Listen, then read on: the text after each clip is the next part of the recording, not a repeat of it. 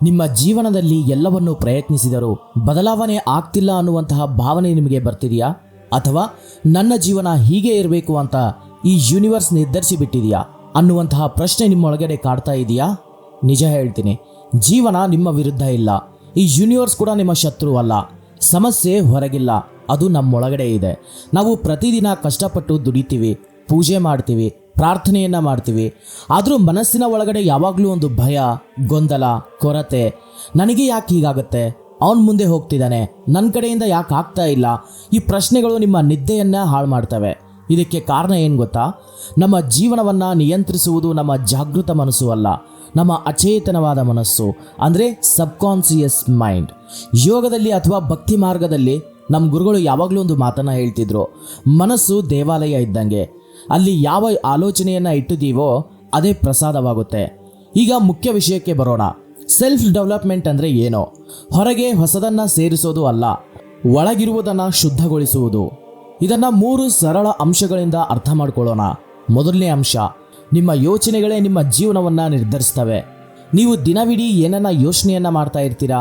ನನಗೆ ಆಗೋದಿಲ್ಲ, ನನ್ನಿಂದ ಸಾಧ್ಯವಿಲ್ಲ, ನಾನು ಅನ್ಲಕ್ಕಿ. ಈ ಮಾತುಗಳು ನಿಮ್ಮ ಬಾಯಿಂದ ಅಲ್ಲ, ನಿಮ್ಮೊಳಗಿನ ಧ್ವನಿಯಿಂದ ಬರ್ತಿದ್ದಾವೆ. ಬ್ರಹ್ಮಾಂಡ ಒಂದು ಪ್ರತಿಧ್ವನಿ ಇದ್ದಂಗೆ. ನೀವು ಒಳಗಿನಿಂದ ಏನು ಕಳಿಸ್ತೀರೋ ಅದೇ ನಿಮ್ಮ ಜೀವನದಲ್ಲಿ ಮರಳಿ 10 ಪಟ್ಟು ಬರುತ್ತೆ. ಒಂದು ಚಿಕ್ಕ ಉದಾಹರಣೆಯನ್ನು ಹೇಳ್ತೀನಿ ಕೇಳಿ. ಒಬ್ಬ ಮನುಷ್ಯ ಪ್ರತಿದಿನ ನನಗೆ ಹಣ ಸಾಕಾಗ್ತಿಲ್ಲ ಅಂತ ಯೋಚಿಸ್ತಾ ಇದ್ದ. ಹಣ ಬರ್ತಿತ್ತು, ಆದರೆ ಕೈಯಲ್ಲಿ ಮಾತ್ರ ಉಳಿತಿರ್ಲಿಲ್ಲ. ಯಾಕೆ? ಅವನ ಅಚೇತನ ಮನಸ್ಸಿಗೆ, ಅಂದರೆ ಸಬ್ಕಾನ್ಸಿಯಸ್ ಮೈಂಡ್ಗೆ ಕೊರತೆ ಅನ್ನುವಂತಹ ಆಜ್ಞೆ ಹೋಗಿತ್ತು. ಇನ್ನು ಎರಡನೇ ಅಂಶಕ್ಕೆ ಬರೋಣ. ಇವಾಗ ಭಾವನೆ ಇಲ್ಲದ ಪ್ರಾರ್ಥನೆ ಕೆಲಸ ಮಾಡೋದಿಲ್ಲ. ನಾವು ದೇವರ ಮುಂದೆ ಕುಳಿತು ಪಾಠ ಓದ್ತಿದ್ದೀವಿ, ಆದರೆ ಮನಸ್ಸು ಎಲ್ಲಿರುತ್ತೆ? ಸಮಸ್ಯೆಯಲ್ಲಿ, ಭಯದಲ್ಲಿ. ಪ್ರಾರ್ಥನೆ ಅಂದರೆ ಪದಗಳು ಅಲ್ಲ, ಭಾವನೆ. ನೀವು ಏನನ್ನಾದರೂ ಬಯಸುವಾಗ ಅದು ಈಗಾಗಲೇ ಸಿಕ್ಕಿದೆ ಅನ್ನೋ ಭಾವನೆ ಮನಸ್ಸಿನಲ್ಲಿ ಬರಬೇಕು. ಆ ಭಾವನೆ ಅಚೇತನ ಮನಸ್ಸಿಗೆ ಸಂದೇಶವನ್ನು ಕೊಡುತ್ತೆ. ಆ ಅಚೇತನವಾದ ಮನಸ್ಸು ಬ್ರಹ್ಮಾಂಡದ ಜೊತೆ ಕೆಲಸ ಮಾಡಲಿಕ್ಕೆ ಶುರು ಮಾಡುತ್ತೆ.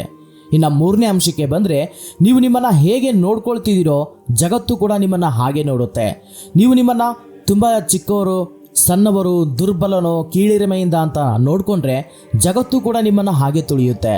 ನೀವು ನಿಮ್ಮನ್ನು ಶಕ್ತಿಶಾಲಿ, ನಾನು ಯೋಗ್ಯ, ಮೌಲ್ಯವಂತ ಅಂತ ಅನುಭವಿಸಿದರೆ ಜಗತ್ತು ನಿಮ್ಮ ಮುಂದೆ ತಲೆಬಾಗುತ್ತೆ. ಇದು ಅಹಂಕಾರ ಅಲ್ಲ, ಇದು ಆತ್ಮಗೌರವ.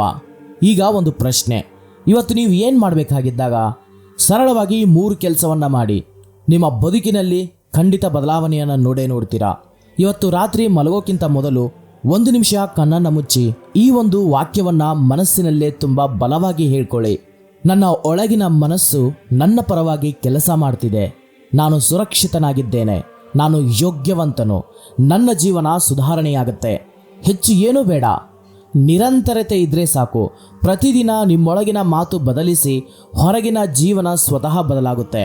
ಈ ಮಾತು ನಿಮ್ಮ ಹೃದಯಕ್ಕೇನಾದರೂ ತಾಕಿದ್ರೆ ನಿಮ್ಮ ಸ್ನೇಹಿತರ ಜೊತೆ ಈ ವಿಡಿಯೋವನ್ನು ಶೇರ್ ಮಾಡ್ಕೊಳ್ಳಿ.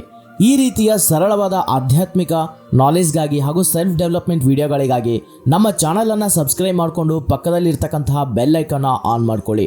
ಆವಾಗ ನಾವು ಹೊಸದಾಗಿ ಅಪ್ಲೋಡ್ ಮಾಡುವಂತಹ ವಿಡಿಯೋ ಡೈರೆಕ್ಟ್ ನಿಮ್ಮ ಮೊಬೈಲ್ಗೆ ನೋಟಿಫಿಕೇಶನ್ ರೂಪದಲ್ಲಿ ಬರುತ್ತೆ. ನೆನಪಿರಲಿ, ನೀವು ಹುಡುಕ್ತಿರುವಂತಹ ಶಕ್ತಿ ಬ್ರಹ್ಮಾಂಡದ ಹೊರಗಿಲ್ಲ, ಅದು ಈಗಾಗಲೇ ನಿಮ್ಮೊಳಗಡೆ ಅಡಗಿ ಕೂತಿರುವಂತಹ ಶಕ್ತಿ. Thank you for watching this video. ಜೈ ಹಿಂದ್.